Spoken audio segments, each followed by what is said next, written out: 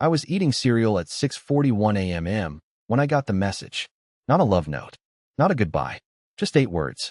Don't wait for me. I need time alone. No punctuation. No heart emoji. Just cold digital silence. She'd left for her so-called solo retreat the night before. Packed like she was running from the law. Charger, passport, for outfits way too nice for yoga, and perfume I hadn't smelled since our honeymoon. Said she was going somewhere remote. Disconnected. Spiritual. The kind of place with no signal and overpriced smoothies. I didn't reply. I didn't even finish my cereal. Instead, I walked to the bedroom, grabbed the black folder I'd hidden months ago, and opened the divorce papers I'd already filled out but never signed. Not until today. See, this wasn't sudden. Not for me. This was slow. Strategic. Like erosion. First, she started taking longer showers. Then she laughed at jokes that weren't mine. Then she started calling everything stagnant. Our home. Our sex. Our love. Even our conversations. But what pushed me over wasn't her absence. It was what I found after she left.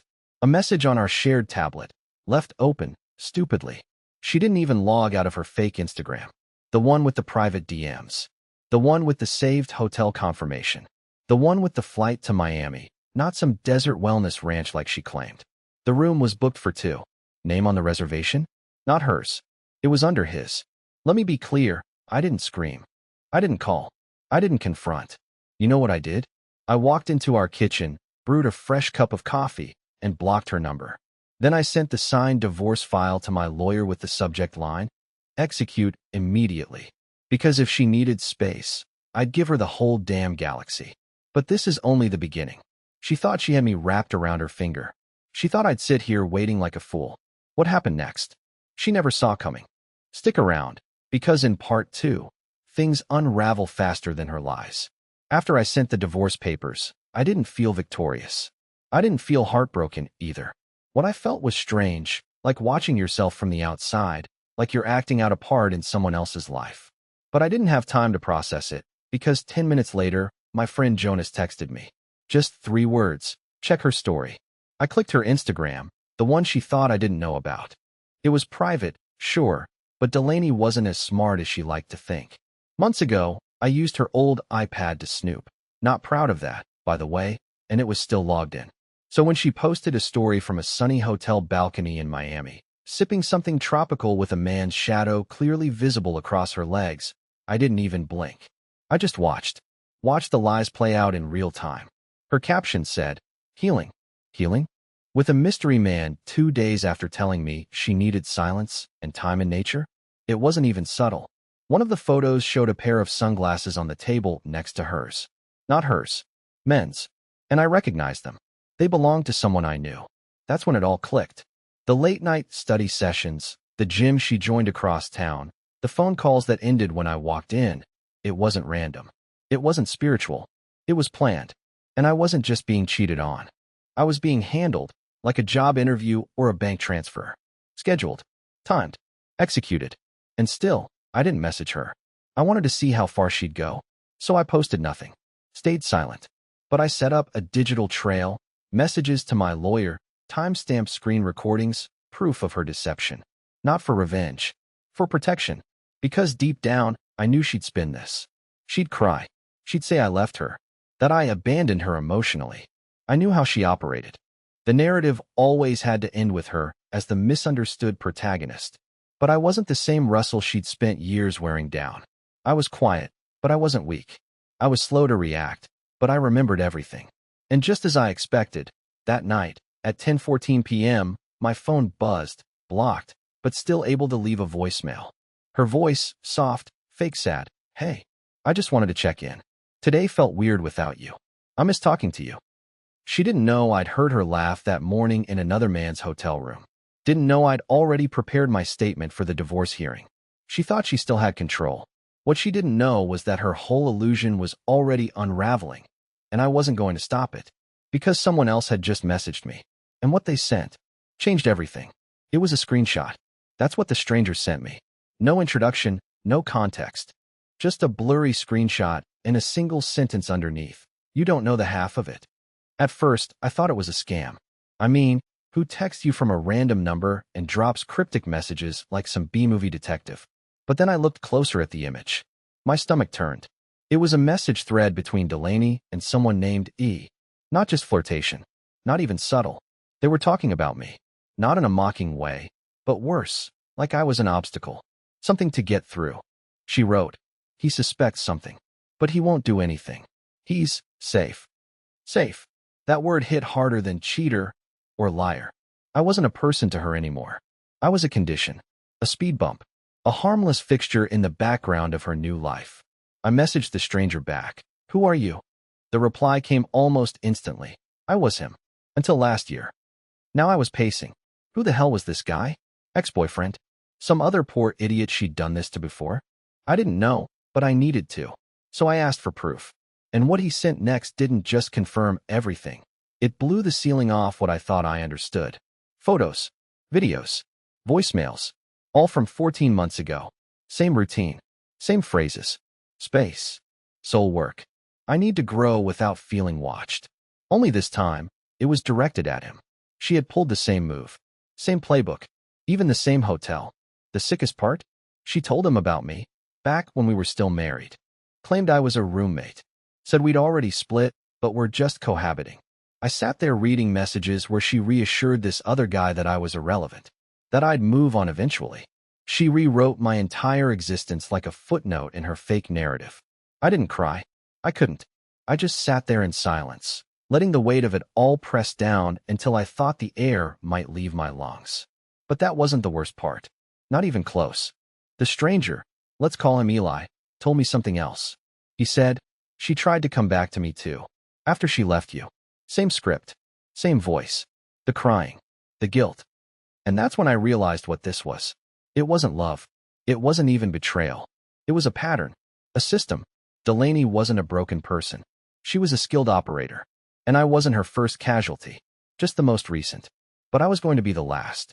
Because Eli had one more thing to show me. Something he hadn't told anyone before. And it was the key to everything. Eli sent me a folder link. Just a simple line of text. "You'll want to see this before she starts rewriting everything again." I hesitated before opening it. Something about the way he phrased that made me feel like I was holding a detonator, not a document. And I wasn't wrong. Inside were dozens of voice recordings. Not hers, his. Private audio logs, apparently recorded on his phone, back when Delaney was with him. She never knew he was doing it. He explained later that he'd started recording just to process his own thoughts. Like therapy. But what those recordings revealed wasn't just emotionally damning. It was legally useful. In one of the clips, I heard her voice, low and tipsy. She was laughing about how easy it was to keep two lives going at once. You just don't give them too much. Never the whole truth. Just enough emotion to keep them confused, she said. Then she added something I'll never forget. Men like that cling to closure. You don't need to lie, just starve them of clarity. They'll tie their own noose. I paused it. I couldn't breathe. That wasn't just cold, it was clinical. Like she'd rehearsed it. Like it was a technique. And in that moment, something inside me shifted. I had spent weeks blaming myself, wondering if I was boring, too cautious, too soft. But this wasn't about my flaws. It was about her game. Eli had been through it all already. The confusion, the gaslighting, the guilt. He even told me she once fabricated a fake emotional breakdown just to dodge responsibility when he started asking questions. Full act. Crying in the bathroom. Threats to leave town. Then, the next day, she posted a selfie with a new guy and a caption that said "Fresh starts." We were both her bridge. Nothing more. But Eli had one last recording. He debated whether to send it. Said it was the one that haunted him most. I didn't want to hear it. I needed to. It was just her voice this time. A voicemail she left him months after ghosting him. The exact same pattern she was now repeating with me. Same tone. Same language. She said, "I didn't expect to miss you. I thought I'd moved on. But I keep remembering things, little things. The way you made tea. The way you folded laundry. I don't know why that stuff matters, but it does." That's when I realized something terrifying. She wasn't faking that part. She meant it, in the moment. And then she'd move on. Like clockwork. Like nothing happened. And now she was trying to come back to me. Except this time, the script had changed. Because now I had something she didn't expect. A trail. Witnesses. Patterns. And the will to finally stop playing nice. She had no idea what was waiting for her back home. And it all started with a key I left in the lock, just enough to let her believe she still had control. But the moment she turned it, the door would slam shut, for good. The flight landed 2 hours early. I knew because I checked. Not that she told me, of course, but I'd set up flight alerts just in case. I wasn't tracking her out of obsession. I was preparing. I needed to know exactly when she'd step back into my world, wearing that fake contrition like a scarf she could throw off whenever it stopped working. She texted me the moment the wheels touched down. "Hey, I'm back in town. Can we talk? Just talk." I didn't respond. Not because I didn't have anything to say, but because she didn't deserve to hear my voice anymore. Silence, I had learned, is sharper than shouting. I stayed home that afternoon, waiting. And around 4:12 p.m., I heard the door handle twist. She still had a key. I left it that way on purpose. Let her think the door was still open. Let her believe, for one final moment, that I was still the same man who watched her lie to my face and begged her to stay. She stepped in like nothing had happened. Like she'd just gone out for coffee. She even smiled. I swear to God, she smiled. "Hey," she said, like we were old friends who'd had a small misunderstanding. "You look good." I didn't speak. I just looked at her. Took her in. The carefully undone hair, the new necklace, the way she stood like someone about to deliver a performance. She set her bag down and walked further in, slowly scanning the room. That's when she noticed the file on the kitchen counter. Her name on the top. "What's this?" she asked, already knowing. "Evidence," I said. My first word to her in weeks. She opened it, hands trembling, eyes scanning the printouts, screenshots, transcripts, emails. Her face changed. Slowly. No rage. No denial. Just calculation. Watching her flip through her own lies laid out like a criminal case was surreal. I could almost see her brain rewriting itself in real time, preparing the next version of the story she'd tell. To me, to her family, to herself. But then she reached the last page. And froze. Because taped to it was a photo. Not of her. Of him. Eli. He was smiling, arms around her waist in a photo she'd posted privately on a burner account. She thought it was invisible. She thought she had control. "I talked to him," I said quietly. Her face went still. That was the first real moment. The first time I saw fear cut through her script. She opened her mouth. Closed it. Sat down. And then she cried. Not loud. Not performative. Real tears. That almost shook me. Almost. "I didn't know how to stop," she said, her voice breaking. "I just keep running. I ruin things, I know. But I never meant to hurt you like this." That's the line. The one they always save for last, as if intent could ever erase damage. "You didn't hurt me," I replied, standing up. "You freed me." And then I handed her the envelope, my signed response to the divorce. Nothing dramatic. No screaming. Just closure. Real, legal, official closure. She reached for my hand. I stepped back. "No more rewrites," I said. "We're done." She left 10 minutes later. Quiet. Small. Like a balloon that had finally run out of air. But it wasn't over. Not completely. Because 3 days later, I got a call from someone else. Someone who shouldn't have known any of this. And they weren't calling about Delaney. They were calling about me. 3 days passed. I hadn't heard from Delaney. No texts, no calls, no mysterious voice notes from unknown numbers. Just silence. The kind I'd craved for months, finally delivered in full. I was beginning to think the story was over. Then my phone rang. Blocked number. Against my better judgment, I answered. The voice on the other end was calm, polite, too polite. "Mr. Carver?" the man asked. "You don't know me, but I think you've been in contact with someone I'm currently disentangling from." At first, I thought he meant Delaney. I almost hung up. But then he said, "Her name's Maeve, but she sometimes goes by Delaney. Or Marla. Or Elise." My blood ran cold. I asked him to clarify. Slowly, carefully, he laid it out. Not just a story, but a pattern. Similar lies. Similar timeline. A woman with different names, different phones, same MO, charm. Chaos. Disappear. Repeat. He had found my name buried in a list of usernames associated with an old burner account she'd used. A list she'd accidentally emailed herself before ghosting him, too. And he wasn't the only one looking. Apparently, 2 more men had connected the dots. One in Nevada. One in Toronto. All of them thought they were the only one. All of them left broken. Some worse. "I think she's been doing this for years," he said quietly. "And not just for attention. It's deeper. Like she's addicted to unraveling people. This wasn't a cheating story anymore. It wasn't just heartbreak or betrayal. It was something else. Something darker. And I had no idea just how far it went, or how many lives she'd burned through before mine. But I was going to find out. I didn't sleep that night. Not because I was heartbroken. That part had burned out weeks ago. It was something else now. Something colder. The realization that I'd been a character in someone's long-running con. A placeholder. A story she could rewrite with a new cast, new setting, same tragic ending. By morning, I had an inbox full of names. Eli had put me in contact with the other two men, Sam from Nevada and Julian from Toronto. We set up a group call, not out of revenge, but for clarity. And what I learned in that hour made me feel like I'd been dropped into someone else's nightmare. Julian had known her as Marla. Same voice, same laugh, same tendency to talk in dreamy metaphors about fate and timing. She told him she'd just gotten out of a controlling relationship, that she needed healing. He let her move in after 4 months. She emptied his savings account 2 weeks later and vanished. No goodbye, no trace. Sam's story was worse. He said she'd stayed with him through a medical scare, supported him during surgery, made him feel like they were building something real. Then, right before his birthday, she told him she needed to reset her identity. Those were her exact words. He never saw her again. What chilled me most wasn't the lies. It was the precision. Like she had a manual. Like she knew the exact emotional buttons to push. She didn't just break hearts. She extracted trust, drained it, then disappeared before the crash.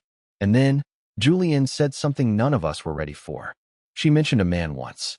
She said his name was Russell. That he almost figured everything out. My hands went numb. She had talked about me to them. Like I was some near miss. A mistake she almost made. I didn't know whether to feel insulted or grateful that I'd escaped before she did something worse. Or that I hadn't. That's when I decided I wasn't done. Not yet. Delaney, or Maeve, or Marla, or whatever she called herself next, she thought this story ended when she walked out of my house. But I had something she'd never accounted for. I had other voices. Other survivors. A map of her trail. And a reason to follow it. I wasn't just some sad ex-husband anymore. Now, I was a witness. And soon, maybe more than that. I didn't track her down. I didn't expose her. I didn't send the folder of evidence to her job or her family or plaster it online. I had all the pieces, screenshots, voice memos, names of the men she hurt, timelines she couldn't erase. But in the end, I chose something she'd never understand. Peace. Because that's the real win, isn't it? Not revenge. Not humiliation. Just removal. The silence after a storm. The clean air when the toxicity is gone. That's something she'll never have, because people like her are always running, always reinventing, always looking for the next person to blame. I mailed the final signed divorce documents last week. No note. No warning. Just closure in a manila envelope. And today, for the first time in a long time, I woke up and felt still. Not numb. Not angry. Just still. Like I was finally back in my own skin. I've started seeing someone. Nothing serious. We meet on Sundays, walk our dogs, talk about books and weird documentaries.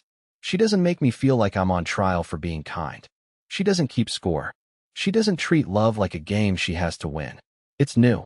It's small. And it's real. Looking back, I don't regret any of it. Not even the pain. Because every lie Delaney told helped me sharpen my sense of truth. And now, I trust my gut more than ever. I know what love isn't. That's more valuable than anything she tried to take from me. So here's my question to you. Yes, you watching this right now on Reddit Confessions. Have you ever uncovered a hidden pattern in someone? Something that changed how you see everything? A lie, a mask, a truth that hit you sideways? Drop your story in the comments. Even if it's messy, even if it's unresolved. And remember, sometimes the most powerful thing you can do isn't to fight for answers. It's to walk away without needing them.